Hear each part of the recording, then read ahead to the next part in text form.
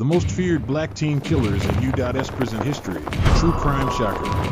Welcome back to Justice Reversed, where real crimes meet real justice. Number 1. DeMarquise Elkins. A mother walked her infant home from the post office. In less than 2 minutes, the future of two families collapsed, one by death, the other by a life sentence. On March 21, 2013, 17-year-old DeMarquise Elkins and 15-year-old Dominique Lang roamed Brunswick, Georgia, in search of someone to rob. Their target became Sherry West, a mother pushing a stroller with her 13-month-old son, Antonio Santiago. When they demanded money, West pleaded, "I just came from the post office, I don't have anything." Elkins responded with a gun. What followed shocked the nation. West testified that Elkins pointed the firearm and said, "Do you want me to shoot your baby?" She begged, "Don't shoot my baby," then heard a warning shot hit the ground. Seconds later, Elkins fired twice more. One bullet grazed West's face, the other pierced Antonio's skull between the eyes at point-blank range. According to Lang, Elkins even counted down from 5 before firing. The teens fled the scene after hitting West and trying to snatch her purse. Antonio was pronounced dead at the scene, still in his stroller. An anonymous tip the next day led police to Lang, who confessed and implicated Elkins. The murder weapon, a .22 caliber revolver, was later recovered from a pond, thanks to information provided by Elkins's own mother and aunt. Just 10 days prior, Elkins had attempted to rob Pastor Wilfredo Calix Flores outside a church. When the pastor had nothing to offer, Elkins shot him in the chest. That incident would later add to his growing list of charges. In August 2013, Elkins stood trial in Marietta, Georgia, due to intense media coverage in his hometown. The jury found him guilty on 11 counts, including malice murder, felony murder, attempted armed robbery, aggravated assault, and cruelty to children. In September, the court sentenced him to life without parole, plus 125 years. Judge Stephen Kelly acknowledged the brutality of the crime. He shot a baby between the eyes after being told no, the prosecutor stated. This wasn't a robbery gone wrong. It was a deliberate execution. Elkins, stone-faced in court, offered no apology. Antonio's mother, Sherry West, delivered a poetic victim impact statement. His first word was never heard. His first sentence was never said. He never got to sleep in a toddler bed. She later told reporters, "They took the love of my life, and they didn't even blink." Public outrage was immediate and international. Major outlets like BBC and Sky News covered the trial. A memorial of flowers, toys, and prayers formed near the scene. Antonio's name was later engraved in stone at the Georgia Sea Turtle Center. Despite appeals claiming his sentence was unconstitutional for a juvenile, the Georgia Supreme Court upheld Elkins's conviction in 2019. However, they ordered a review of whether life without parole was appropriate, reigniting debate over sentencing minors. Beyond the verdict, the case carved out sobering reminders. Never assume public daylight equals safety. Always stay alert in isolated areas. And no threat, no matter how young the face, should be taken lightly. Justice came swiftly, but the silence left in that stroller still echoes louder than any sentence. Number 2. Taymor McIntyre. Some chase dreams. Others run from consequences. But at just 16, Taymor McIntyre did both and left 2 bodies behind. Known by his rap alias TK, McIntyre wasn't yet old enough to vote when his face appeared on wanted posters across America. In July 2016, he was part of a 7-person crew that planned to rob a house in Mansfield, Texas. The target was allegedly a drug dealer, but when things went wrong, 21-year-old Ethan Walker was shot and killed. TK didn't pull the trigger, but prosecutors argued he helped plan the robbery. He later admitted his role and was placed under house arrest while awaiting trial. But in March 2017, he cut off his ankle monitor and vanished. That's when the story turned from tragic to viral. While on the run, TK recorded The Race, a defiant track glorifying his escape. The lyrics were chillingly literal. "I beat the case, but I did the race." The music video, filmed during his 3-month manhunt, shows him flashing gang signs and posing beside his own wanted flyer. "It wasn't just music," said Ethan Walker's father. "It was a mockery. Every lyric is stained with my son's blood." Just weeks later, TK was allegedly killed again. On April 23, 2017, in San Antonio, 23-year-old photographer Mark Anthony Saldivar agreed to shoot a video for him. But according to prosecutors, it was a setup. McIntyre tried to steal Saldivar's equipment. When Saldivar jumped on the hood of a car to stop the getaway, he was shot and left to die in a Chick-fil-A parking lot. He was chasing his dream, Saldivar's mother later said, and it got him killed. McIntyre was finally arrested in New Jersey on June 30, 2017. That same day, the race dropped online. It hit Billboard's Hot 100 and earned platinum certification, turning Tahj into an underground icon. But the courts didn't flinch. In July 2019, he was convicted of murder in the Ethan Walker case and sentenced to 55 years. In April 2025, he stood trial for Saldivar's murder. Found guilty of the lesser charge of murder, not capital murder, he was sentenced to 80 years. Both sentences will run concurrently. During sentencing, Judge Stephanie Boyd acknowledged his abusive childhood and broken upbringing, but said, "You're still alive. Your victims aren't." Prosecutor Joe Gonzalez added, "This proves accountability knows no celebrity." Despite the courtroom, Tahj's legacy remains debated. Some fans still wear free Tahj shirts. Others see him as proof that glamorizing violence only leads to real death. Spotify briefly pulled his music from curated playlists under its hate conduct policy, though later reversed course. Beyond the music and headlines lies a cautionary tale. Viral fame can't erase criminal intent. Lyrics may rhyme, but facts don't lie. Always verify who you're meeting. One photo shoot ended in murder. Digital rebellion invites real-world justice. Tweets and tracks don't beat trials. Tahj ran from the law, but not from time. In chasing fame, he built his own cage, one bar at a time. Number 3, Boyd Malvo. He didn't need a reason, just a target. A father grabbing groceries, a child going to school, a woman reading a book, each vanished in a flash, before anyone knew a killer was near. In October 2002, 17-year-old Boyd Malvo became the youngest half of a terror duo that would paralyze the Washington, D.C. area for 3 straight weeks. Alongside 41-year-old John Allen Muhammad, Malvo helped orchestrate one of the most fear-inducing killing sprees in American history. 13 dead, dozens more wounded, all chosen at random. But the killings didn't begin in D.C. months earlier. Malvo and Muhammad had already shot civilians in Louisiana, Georgia, Alabama, and Arizona. The pair traveled cross-country in a modified blue Chevy Caprice with a sniper hole cut into the trunk. Their method was simple and merciless: one shot, one kill, often while the victim was pumping gas, walking to work, or standing at a bus stop. No confrontation. No escape. Malvo, an undocumented immigrant from Jamaica, later testified that Muhammad was more than an accomplice. He was his manipulator, father figure, and abuser. "He trained me to kill," Malvo confessed. "I was desensitized. I didn't see people. I saw targets." The plan, Malvo revealed, went far beyond chaos. Phase 1, kill 6 random people a day in the D.C. area. Phase 2, murder a pregnant woman, a police officer, then detonate explosives at the officer's funeral. The final phase would demand millions from the U.S. government, which Muhammad hoped to use to recruit orphaned boys into a militant camp in Canada, training them to carry out mass shootings across the U.S. One victim, 13-year-old Iran Brown, was shot outside his middle school. A tarot card left at the scene read, "Call me God."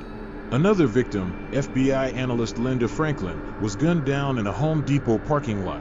When Malvo was eventually captured with Muhammad at a Maryland rest stop, he showed no resistance. At sentencing in 2004, Malvo, then 19, was handed life without parole. A Maryland judge later added 6 more life sentences. But his case did not end there. Legal appeals citing his juvenile status, combined with the U.S. Supreme Court's 2012 decision limiting life sentences for minors, triggered national debate. Despite that, his 2022 Virginia parole was denied. The board wrote, "He remains a threat. His crimes can never be undone." Across the country, families of victims still grieve. Some have accepted his remorse. Others haven't. "He took my mother," one daughter said. "I don't care how old he was." If random death can strike anyone, anywhere, here's how not to be the next name on the list. Never ignore your instincts. They're often more accurate than logic in moments of danger. Stay vigilant in public spaces, especially parking lots and gas stations. Don't dismiss minor red flags. Patterns often start small. This case wasn't just a series of murders. It was a breakdown in trust, safety, and the illusion that violence gives warning. And perhaps, that's the most terrifying truth of all. Number 4. Robert Leandrew Robinson, Tahj Brewton, Christopher Dale Atkins. A car was found sinking in a Florida pond. Inside the trunk, an execution, and a trail that would lead police to one of the youngest murder defendants in state history. Between March 30th and April 1st, 2023, Marion County, Florida, witnessed a sequence of murders that stunned even seasoned investigators. 3 teenagers, Layla Silvernail, 16, Michael Hodo Jr., 17, and Camille Quarles, 16, were all found dead in separate locations, each with fatal gunshot wounds. The violence spanned 48 hours and unfolded across remote areas of Ocklawaha. The investigation quickly pointed to 3 other teens, Robert Leandrew Robinson, 17, Tahj Brewton, 16, and Christopher Dale Atkins, only 12 years old at the time. Authorities confirmed that the victims and suspects were not strangers. They had reportedly committed burglaries and robberies together. But sometime that night, trust collapsed. On March 30th, Layla was found with a gunshot to the head, left beside a dumpster. The next morning, Michael's body was discovered on a roadside with a bullet to the back of his head and drag marks nearby. By April 1st, a tip led police to Layla's Chevrolet Cruze, submerged in a pond. Camille's body was in the trunk, shot twice. All 3 had been in the vehicle before being killed and discarded like evidence. Sheriff Billy Woods addressed the media, stating, "There's no honor among thieves." They turned on each other. The community, already shaken, erupted when it was confirmed that a 12-year-old would be tried as an adult for murder, making Christopher Dale Atkins one of the youngest ever charged with first-degree murder in Florida. By mid-2025, all 3 suspects had faced sentencing. Robert Robinson and Tahj Brewton pleaded no contest to 3 counts of first-degree murder. Judge Robert Hodges handed them life sentences, calling the acts absolutely heinous. Prosecutors emphasized Robinson's leadership in the plot, citing his history of criminal behavior, including stealing the weapon used in the killings. Brewton, who was already facing charges for unrelated violent offenses, received the same fate. Christopher Atkins, having cooperated with prosecutors and agreed to testify against the others, received 40 years in prison under a plea deal. Judge Hodges described the decision as painful but necessary, given the circumstances. During sentencing, family members of the victims filled the courtroom with sobs and unanswered questions. They were supposed to grow up together, Layla's grandmother said. Now I visit her name on a gravestone. The case prompted public debate on juvenile justice. Critics questioned how a 12-year-old could face adult sentencing, while prosecutors defended the decision, stating, "Brutality has no age limit."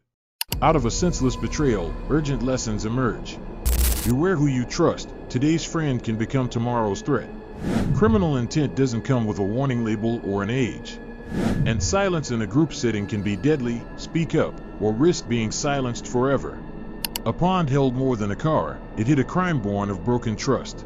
Justice surfaced, but too late for 3 young lives that deserve better. Number 5. Curtis Jones and Catherine Jones. Before the blood, before the mugshots, there were just 2 children who felt no one believed them and decided to make the world listen by force. On January 6, 1999, in a modest Florida home, 13-year-old Catherine Jones and her 12-year-old brother Curtis made headlines as the youngest Americans to be charged with murder as adults. Their target, 29-year-old Sonia Nicole Spites, their father's fiancée.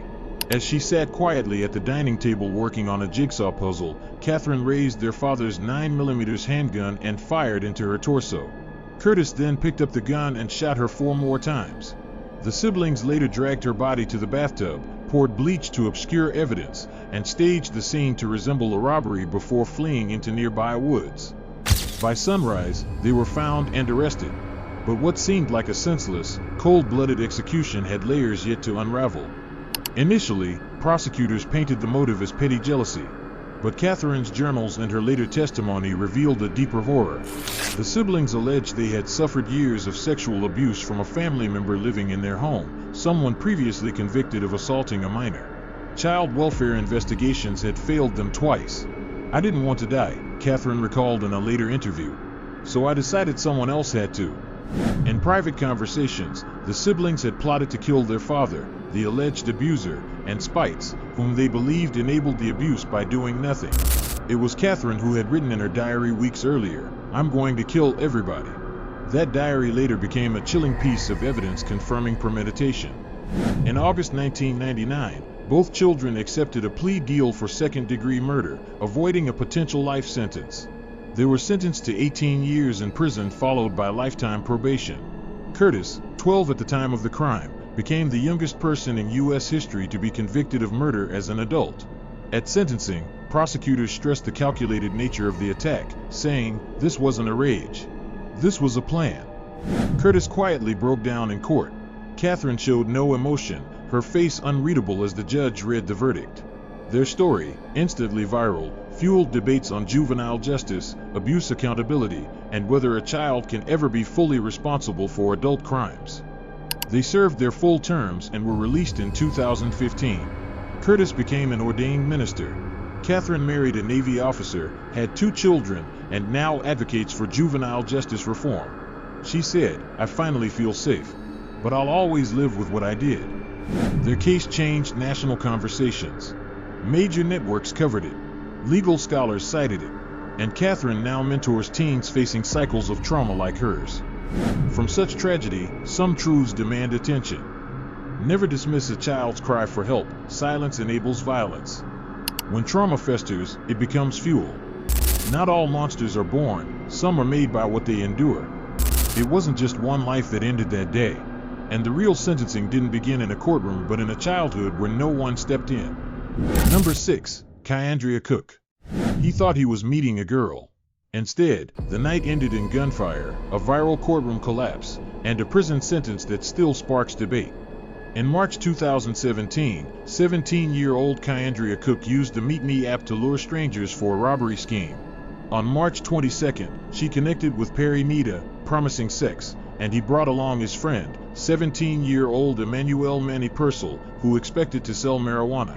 Cook entered their pickup truck in South Daytona, Florida. Minutes later, her boyfriend, Kendrick Bass, jumped into the back seat wearing a ski mask and wielding a black handgun with a laser. Bass ordered Nita out. A struggle ensued. He fired twice, hitting Purcell in the abdomen. Cook and Bass fled, leaving the teen bleeding inside the vehicle. 2 days later, they repeated the scam, this time successfully stealing another car. Within days, Cook was arrested. Her plan to rob strangers through dating apps had unraveled with devastating consequences. In June 2017, Cook entered a no-contest plea, expecting leniency. But Circuit Judge Matt Foxman shocked the courtroom, 20 years in prison. It was calculated, he said. A setup. The moment became internet history. Cook broke down sobbing. Her mother screamed uncontrollably, collapsing to the floor. The video of their anguish went viral, igniting public debate about youth sentencing and plea deal transparency. Behind the drama was a real victim. Emmanuel Purcell survived, but barely. The judge called it a miracle. Cook's sentencing was not just about what happened but what could have. The repeat offense just 2 days later weighed heavily. In August, Judge Foxman allowed her to withdraw the plea. Her first public defender had incorrectly told her she would avoid prison. By April 2018, at age 19, Cook struck a new deal, 11 years in prison, 20 years probation. She cooperated with prosecutors against Bass and gave a tearful apology to the victims in court. The courtroom was calmer this time. Her mother wept quietly as the judge accepted the deal. Years passed. Then in April 2023, Cook, now 24, returned to court to try to vacate her conviction, arguing her lawyers failed to properly present mitigating evidence. Judge Karen Foxman acknowledged her claim had merit but denied the motion. Cook remains behind bars at Homestead Correctional Institution, with release scheduled for December 2027. The case left an imprint far beyond Florida. The viral courtroom video drew national attention, prompting conversations on how plea deals are explained, the role of legal representation, and the dangers of online manipulation. Prosecutors emphasized her actions were deliberate. Supporters argued a teen with no prior record shouldn't lose her future to one desperate mistake. Before judgment, 3 truths are worth remembering. Beware of digital bait. Predators now text, not stalk. Never enter an unknown car alone, even if it feels familiar online. What you don't know about the law can still cost you years of your life. Justice may be blind, but it isn't immune to emotion. One teen's tears still echo across the internet, reminding us how fast a choice can change your future. Number 7. Karmelo Anthony. They came to race, not to bury a friend. But in just 30 seconds, a teenage argument turned fatal, broadcasting a brutal truth: violence doesn't wait for permission. On April 2, 2025, at a UIL District 11-5A track meet in Frisco, Texas, 17-year-old Karmelo Anthony arrived from Centennial High School. Despite being from a different campus, he sat under the Memorial High School tent, prompting Memorial student Austin Metcalf, also 17, to confront him. According to witness statements, Metcalf told Anthony to leave. The tension escalated. Anthony allegedly responded, "Touch me and see what happens," while reaching into his backpack. The confrontation lasted mere seconds. When Metcalf pushed or grabbed Anthony, the Centennial student reportedly pulled out a black knife and stabbed him once in the chest. Anthony then fled the scene. Austin Metcalf collapsed in front of classmates, including his twin brother, Hunter, who tried to save him. Paramedics rushed him to the hospital. He didn't survive. Police arrested Anthony shortly after. During his detainment, he allegedly admitted, "I did it," and asked if his actions could be considered self-defense, claiming Metcalf put his hands on me. His defense team would later argue the same in court filings. Just over 2 months later, on June 24, 2025, a Collin County grand jury indicted Karmelo Anthony for first-degree murder. In Texas, 17-year-olds are legally tried as adults.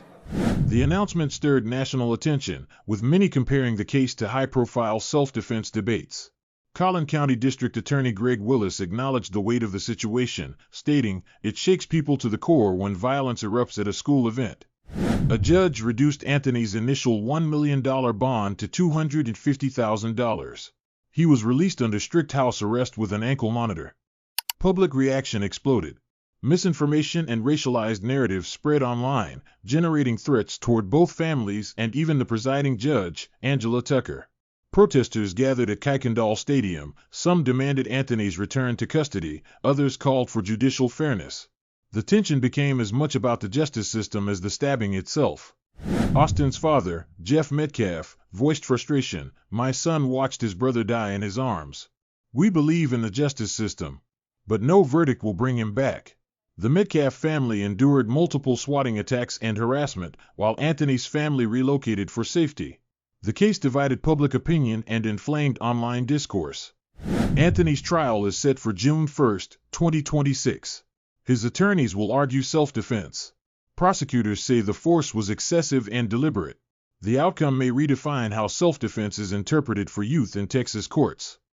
No track meet should end in death. No split-second decision should decide a lifetime. When public settings turn personal, the threat can be invisible. Words escalate. Don't underestimate a warning. Legal rights don't guarantee moral outcomes. Self-defense claims are tried in court, not online. Austin Metcalf lost his future over a school tent dispute. And now, another teen's fate will depend on whether fear justified a fatal blade. Number 8. Shane Pryor. A routine hospital appointment turned into a public safety emergency. Within minutes of arrival, a teenage murder suspect vanished, leaving police scrambling to track his movements across Philadelphia. In 2020, when he was just 14, Shane Pryor was charged with the shooting death of 54-year-old Tanya Harris. Prosecutors said the act was so serious he should be tried as an adult. Delays soon followed: pandemic shutdowns, attorney changes, and stalled psychological evaluations. His legal team argued he lacked the emotional maturity to understand his actions, while Pryor himself maintained, "I didn't do this." By January 2024, Pryor had been in custody nearly 4 years without a trial. On the morning of January 24th, he was transported from the Juvenile Justice Services Center to the Children's Hospital of Philadelphia for treatment of a hand injury. He was not handcuffed. Surveillance later captured him entering the hospital lobby, asking to use a phone, being refused, and walking out. At 11:57 a.m., Pryor approached a man on Civic Center Boulevard, claiming he had been in a fight and asking to borrow his phone. He used it to call 20-year-old Michael Diggs. Roughly 30 minutes later, Diggs arrived in a cream-colored Ford Fusion, and the two left the area. Police pieced together his route through surveillance footage, changing into a blue hoodie near an only corner store, lingering at an intersection for nearly an hour, then disappearing into residential streets. By 6:38 p.m., Highway Patrol stopped the Ford Fusion and detained Diggs, charging him with hindering apprehension and conspiracy. Pryor was nowhere to be found. Over the next 2 days, tips came in from across the city. Cameras caught him at corner stores and in neighborhoods he knew. On January 26th, a Target store employee recognized him and quietly alerted authorities after spotting him buying pants. The manhunt ended January 28th. Acting on a tip that Pryor had returned to his old neighborhood, U.S. Marshals spotted him boarding a SEPTA bus. Unmarked vehicles surrounded it, and he was removed without resistance. He was alone. Officers found a handcuff key in his possession. The escape added new charges: aggravated assault, hindering apprehension, escape, and recklessly endangering another person. Prosecutors also pointed to an alleged assault on a teacher inside the detention center earlier that month. His murder trial is set for February 15, 2024. In court, Pryor sits with shoulders hunched, eyes scanning the gallery but avoiding cameras. Prosecutors portray him as a dangerous offender whose age should not shield him. His defense calls him a child left too long in a system slow to decide his fate. From the chaos, key lessons emerge. Security lapses, even brief, can open doors to high-risk escapes. Years-long legal delays strain both justice and public safety. Age doesn't erase potential danger. One boy's dash from a hospital lobby forced the city to weigh public safety against juvenile rights, a balance as fragile as it is urgent. They were young. Some were charming, some famous, some barely out of childhood. But when the moment came, they pulled the trigger, swung the blade, or set the trap, changing lives forever. Tonight, you've seen their faces. You've heard the stories. And you've felt the chill of knowing they walk the same streets as you. But here's the question that will keep you up. Right now, somewhere out there, is another team planning the next headline? If you want to be the first to know their name, the crime, and the truth before it's buried in fear and rumor, subscribe Justice Reversed and hit the bell. Because the next most feared story might be unfolding as we speak, and when it breaks, you'll want to be here.